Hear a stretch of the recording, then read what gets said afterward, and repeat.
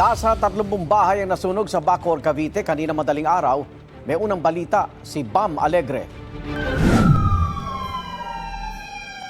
Sunod-sunod ang dating ng mga truck ng bumbero para apulahin ang sunog na sumiklab sa barangay Sinbanali, Bacoor, Cavite kanina pasado alauna ng madaling araw. Ayon sa Bureau of Fire Protection, humigit kumulang 30 bahay ang natupok ng apoy. 50 pamilya na apektuhan kabilang ang residenteng si Mark Owen Lucena na nasunog daw lahat ng ari-arian. Paano pa lang po, patulog pa lang po. Tapos yung mga kasama ko po sa bahay, tulog na po. Pero yung tito ko po sa taas, nagano na po ng gamit. Nag-iimpakan na ng gamit, tapos kaya pala nakalampag sa taas, may sunog na daw. Nagkaroon naman ng mga pasa si Kervin De Leon habang sinusubukang apulahin ang apoy ng kalapit na bahay. Nalaglag daw siya sa bubong ng makuryente. Kasi yung isang bahay po nakatabi, masusunog na.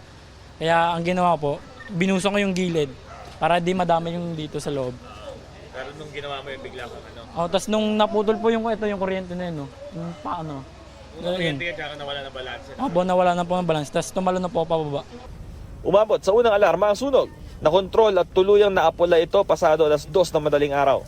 Ang mga nasunugan nagpalipas ng gabi sa kalapit na basketball court at bibigyan ng pangunahing pangangailangan ng lokal na pamahalaan. Yung ako po kasi dumuti sa outpost namin. Wala pa ho yan. Yung mga 20:30 po, saka na nagliliyab na po yung nagtatakbo na po ako. Okay naman po sila, nandoon na po sila sa covered court po. Ayon sa case investigator ng Bureau of Fire Protection, inaalam na nila ang sanhi ng apoy. Nasa 200,000 pesos ang tinatayang halaga ng pinsala. Ito ang unang balita mula Bacoor, Cavite, Bam Alegre para sa GMA Integrated News. Igan, mauna ka sa mga balita, mag-subscribe na sa GMA Integrated News sa YouTube para sa iba't ibang ulat sa ating bansa.